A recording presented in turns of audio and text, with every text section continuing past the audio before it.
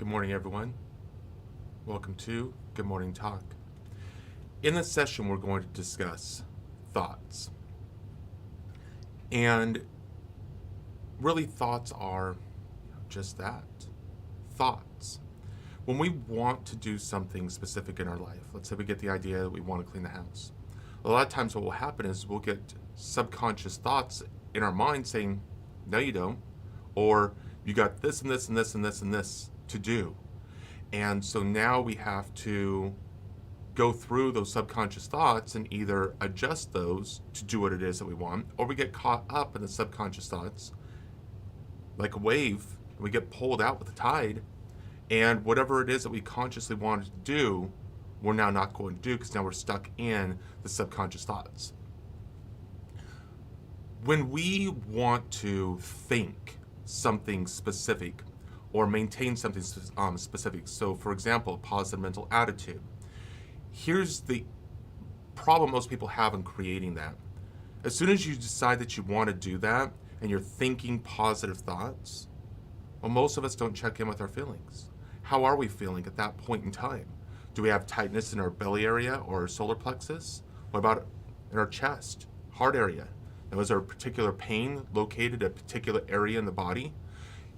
We're not checking in with ourselves and seeing what's going on the emotional side. Why is it so important if we want to think positive mental attitude that we need to check in with our emotions? Because of this idea called the stronger force. The stronger force always prevails. What's going to win in a head-on collision? A semi-truck or a passenger truck? Always a semi-truck. Why? It's the stronger force. And so when we're trying to create a positive mental attitude, something along those lines, really control our thoughts, whatever thoughts are attached to the emotion are going to prevail, because the emotion is the stronger force and all emotions are connected to thoughts, all right? And that's really difficult to adjust and change because, one, we're not even aware of the emotions. Two, we're not aware of what's causing the emotions. And three, we're not even aware of the thoughts that are causing those. Here's an example. Gratitude. Here you are saying as much grateful stuff to yourself as you possibly can. You might even be speaking it out loud. But really inside you're feeling, anxious, you're feeling nervous, you're feeling tension, anger to the situation even that you're trying to be grateful for. Well, the thoughts of gratitude, even speaking the words, aren't going to be stronger than the negative emotions that you're feeling on the other side. And as soon as you get done with the process and you stop focusing on it, your mind's going to shift back and it's going to shift into those other emotions. Now the gratitude's gone, the emotions aren't there with the gratitude, and a lot of times when we're thinking grateful thoughts but we're really not feeling it, we're stuck in that negative mode and we haven't even strengthened the gratitude thoughts, okay? And so that type of practice of gratitude isn't necessarily going to lift our emotional frequency, and we're stuck. And a lot of this does have to do with our thoughts. And so if this is the case and the emotions are really stronger, then why are we even dealing with thoughts in the first place? Because thoughts help us become aware of where the blockage is. Thoughts are able to help us become aware of our own internal storm so we can clear that and clear the path to achieving our goals. All right? That's what this is really all about. We don't really want to focus on the healing. We don't really want to focus on, got this to heal, this to heal, this to heal, this to heal. Because if we focus on healing, we're always going to find something that we need to heal. We really want to focus on what is it that we want to create. And then that's going to lead us to obtaining processes on how to get it. Then we want to switch our focus to those processes. Why? Because focusing on the results are going to leave us with a bunch of adrenaline and worry or doubt or ecstatic, oh, look, I got this. But then when that newness of that new thing that you got goes away, you're stuck with wanting that next thing. But when we focus on the process, what happens is we start to focus on each step, and we can start putting gratitude and positive emotions into each step, which leads us to taking the next step and the next step and the next step. And now we're walking in positivity for each step, but we're doing it on the emotional side. All right? And so our thoughts dictate all of this, but it's our subconscious thoughts that bring up subconscious emotions from pain from the past that becomes a stronger force that stops us from doing all of those things.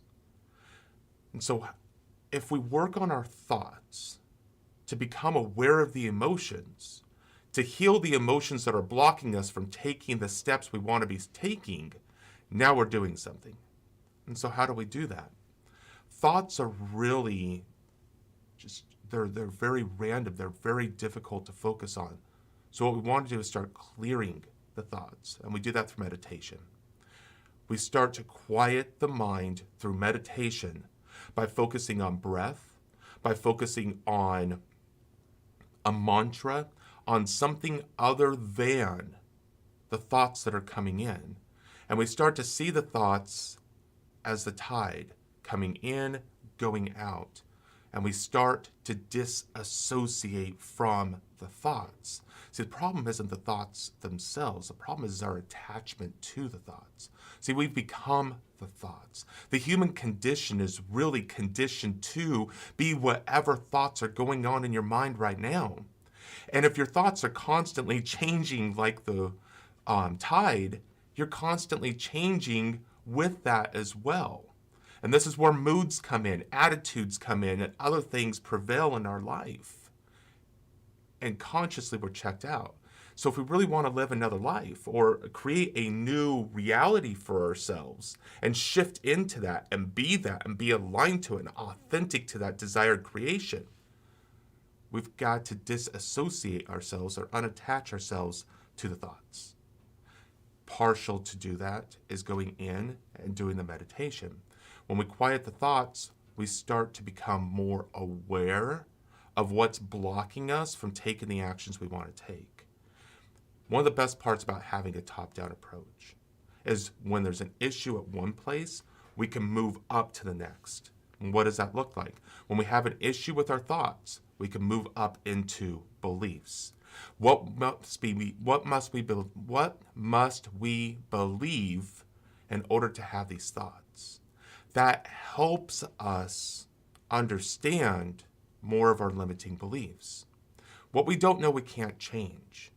And so we've got to become aware of what we need to adjust to start moving towards the life that we want to create. So beliefs, we adjust the limiting beliefs to beliefs that empower us in the life that we want to live.